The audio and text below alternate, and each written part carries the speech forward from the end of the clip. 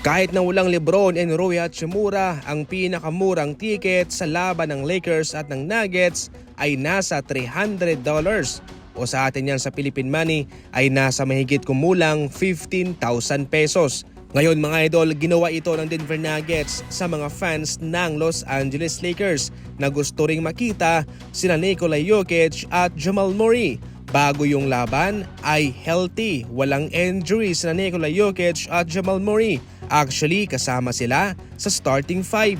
Ngunit game time decision bago magsimula ang laban, ginawa silang out ni Coach Michael Malone. Hindi sila pinalaro. So totally mga idol, inisahan ng Denver Nuggets ang mga fans ng Lakers na gusto ring makita itong si Jokic at Murray na bumayad pa ng mahal na ticket para lang sa labang ito. Sa mga hindi pa nakakaalam, nakadepende nga ho ang presyo ng ticket kung sino ang available na manlalaro. Syempre kung big time yung maglalaro, yung bibisita sa inyo, syempre mahal yan.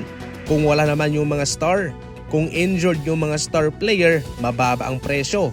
Well, para sa inyo, ano ang komento ninyo sa ginawang ito ng Denver Nuggets na kanilang pinaatras ang kanilang dalawang star player? I-comment lang yan. Nagbukas ng maraming oportunidad ang pagka-injured ni Wembanyama sa mga gustong manalo bilang Defensive Player of the Year. Sa ngayon, matunog si Jaren Jackson Jr. ng Memphis Grizzlies. At heto pa itong sa Draymond Green, hindi siya nawawala ng pag-asa na masungkit ang defensive player sa season na ito. Sa ngayon nga mga idol ay maganda ang depensa ni Draymond Green sa mga star player ng kanilang mga kalaban. Halimbawa si Giannis sa kanilang paghaharap, hindi niya ito pinapuntos. 0 sa field, 0 sa 3-point line at mayroong 2 turnover. At since All-Star break, hawak ngayon ni Jimmy Butler and Draymond Green ang best defense para sa isang duo o magka-partner o tandem. Kabilang nga sa ngayon mga idol sa mga factor itong defensive capability ni Draymond Green sa mga nagtatranslate sa panalo ng Golden State Warriors. Kabilang yan sa mga mahalagang impact na naibibigay niya sa Golden State ngayon. Maraming nga sa ngayon ang nagsasabi na bumabalik na itong bersyon ni Draymond Green sa dynasty ng Golden State Warriors noon, kung saan sa mga nagdaang taon ay nagiging sakit siya sa ulo para sa Warriors, pero ngayon malaki na ang kanyang naiambag sa depensa at sa playmaking.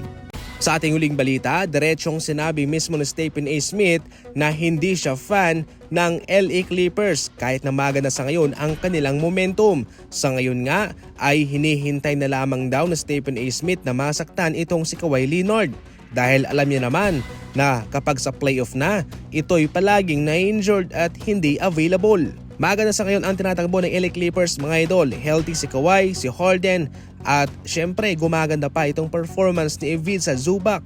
Malakas sila, legit contender sila. Ngunit ang pipigil lamang sa kanila mga idol ay injury at marami na rin sa ngayon ang nag-aabang kung magiging healthy ba all throughout sa playoff itong si Kawhi. Para sa ating mga fast break balita, tumutok lang palagi. Maraming salamat po sa panunod.